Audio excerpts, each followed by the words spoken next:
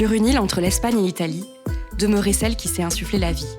Une déesse, une femme avec 6 longs bras, connue par les hommes sous le nom d'Ormiga. Aidée par ses fils et ses 30 doigts ailés, elle travaillait sans arrêt, toute la journée. Dans son grand atelier, elle prenait la terre, façonnait une statue dans cette matière. Lors, quelque part dans le monde, un être naissait. Elle rangeait sa création sur une étagère avec les autres faites de cette manière. Chaque sculpture avait la forme d'un nouveau-né au début, mais elle ne cessait d'évoluer. Les fils d'Ormiga les changeaient au fil du temps. Quelques boutons sur les visages adolescents, pour les vieillards, des rides et 2-3 dents en moins, des cheveux plus courts ou bien plus longs pour certains. Chaque être humain était représenté. La divinité en fabriquait à son gré. Ormiga et ses fils étaient bien occupés, mais un enfant venait souvent les déranger. Il s'agissait de Nox, fille de la déesse qui aimait semer le chaos et la détresse dans le grand atelier. Cet être malicieux, dans sa cruauté, n'avait rien trouvé de mieux que de casser les statues à portée de main. Cela déclenchait alors la mort de l'humain dont la sculpture était brisée. Sans cœur, Nox riait avec les créatures qui l'accompagnaient. Sa mère, ayant trop à faire, ne disait rien, quand sa fille n'attaquait que les objets anciens. Les gens très âgés mouraient alors de vieillesse. Tant pis, il fallait bien qu'un jour la vie cesse. Les actes de Nox étaient parfois plus vicieux. Elle arrachait une jambe, piquait des yeux. La souffrance qu'elle causait la réjouissait. Ses frères ne pouvaient pas toujours l'arrêter. Mais le pire, c'était lors des temps de guerre. Mauvaise, elle renversait toute une étagère, causant ainsi la mort de milliers d'humains. Pour son propre plaisir et sans d'autre dessein. Voilà comment Ormiga et Nox travaillaient. Quand une statue tombait à terre et se brisait, l'un des fils dévoués ramassait tous les morceaux et les plaçait dans un immense entrepôt. De nombreux insulaires, endeuillés, essayèrent de recoller les fragments. De cette manière, ils pensaient pouvoir ressusciter leurs défunts. Hélas, tous leurs espoirs étaient cependant vains. Impossible de réparer quoi que ce soit. Impossible de lutter contre cette loi. Certains restaient des jours rongés par le chagrin, sans vraiment arriver à accepter la fin. Parfois, un proche du mort, le cœur trop meurtri, restait en pleurs dans l'entrepôt, très affaibli. Comme il ne partait pas, Nox, la méchante enfant, jetait sans cœur la statue le représentant. Alors le proche disparaissait à son tour. Pour lui, pas de possibilité de retour. Ainsi s'organisait l'atelier d'Ormiga, qui suivait les êtres de la vie jusqu'au trépas. Un jour se présenta une étrangère à l'île. Elle avait affronté de fort nombreux périls, déterminée à se rendre chez Ormiga. Elle s'approcha de la déesse, se présenta. « Béni sois-tu, ô toi, grande divinité, lui dit-elle. Mon nom est Cléa, enchantée. »« Je te connais, répondit la femme aux 6 bras. Ce que je crée, sache que je ne l'oublie pas. Mais comme tu le vois, je suis très occupée.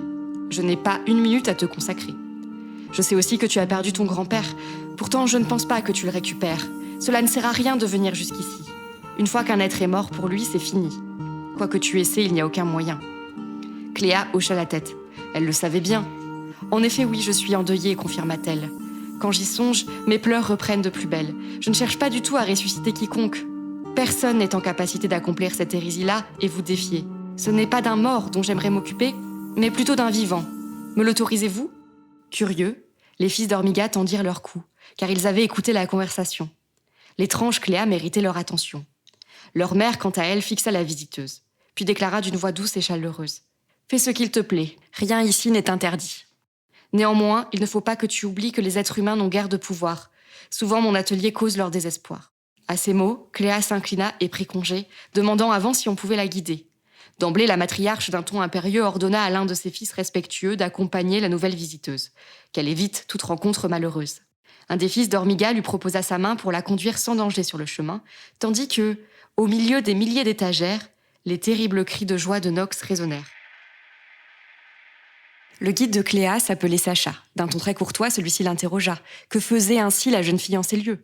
N'avait-elle donc rien d'autre à faire de mieux ? Alors, Cléa, en marchant, conta son histoire.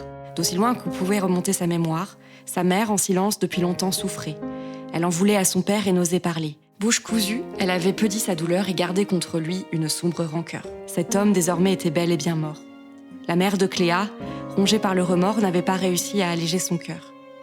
Cléa racontait son triste récit en pleurs. « J'aimerais faire quelque chose pour l'aider », conclut la jeune fille, la gorge nouée. Puis doucement, après ces pénibles paroles, une larme salée éclata sur le sol, attirant du labyrinthe des étagères un monstre qui s'en vint laper la goutte amère. C'était une créature informe et gluante formée d'une matière verte répugnante. Cléa s'apprêta à s'enfuir, terrorisée, mais Sacha serra sa main pour la rassurer.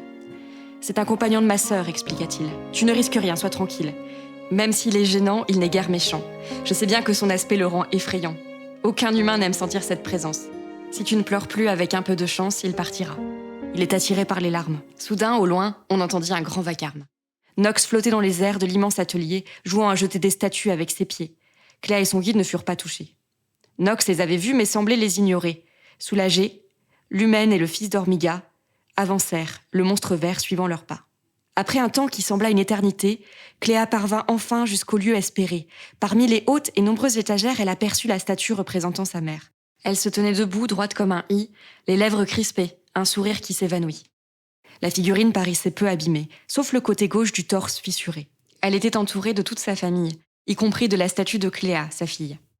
Celle-ci, fascinée, s'approcha prudemment, mais c'est alors que soudain, en se déplaçant, elle trébucha et distingua sous ses pieds dans l'obscurité un bout d'argile brisé.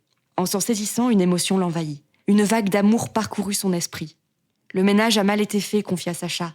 En fait, ce fragment ne devrait pas être là. Nul besoin d'explication.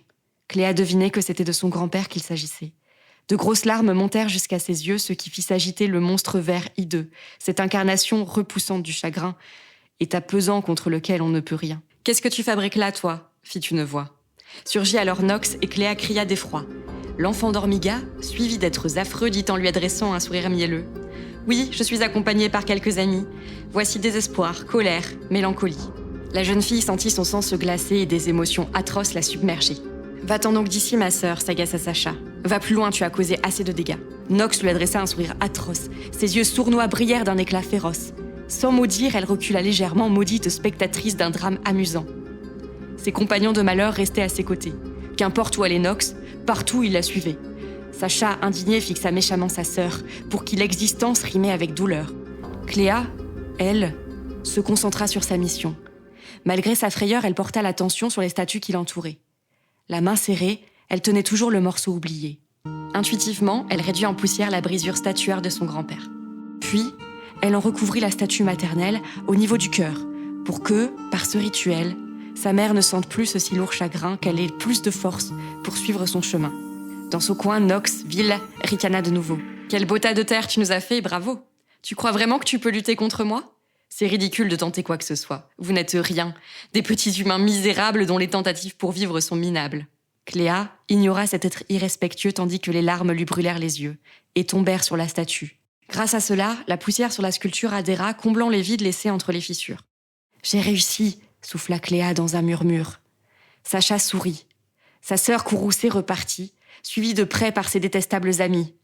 Celui attiré par les pleurs, le monstre vert, leur emboîta vite le pas, léchant par terre afin de récolter un peu d'eau salée.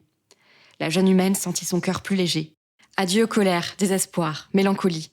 C'est sûr, sa mère ira mieux petit à petit. Enfin, Cléa posa la statue réparée à la place qui lui a été assignée. En y prêtant attention, on voyait bien sûr les traces laissées par les anciennes fissures, mais elles étaient plus discrètes maintenant. Elles s'effaceraient sans doute avec le temps.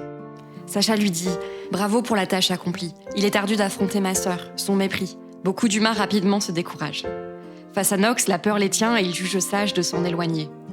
Leur passé reste abîmé, leur cœur reste meurtri. Comment leur reprocher ? Avec la mort, les souvenirs vite s'oublient. Pour continuer son chemin, on les enfouit. Hélas, les blessures perdurent cependant. Obstacle sur la route, malheureusement. Cléa, très émue, acquiesça, puis silencieuse, elle reprit la main de son guide, songeuse. Ils rentrèrent ensemble, marchant sans dire mot. Nox n'était pas loin, elle jouait les badauds. Elle ne s'approcha plus vexée. Quel intérêt ? Si on ne la craignait pas, elle s'effaçait. La visiteuse atteignit enfin la sortie, remercia Sacha, partit le cœur adouci. Ormiga, débordée, la salua de loin. Elle reprit sa tâche, Cléa son chemin.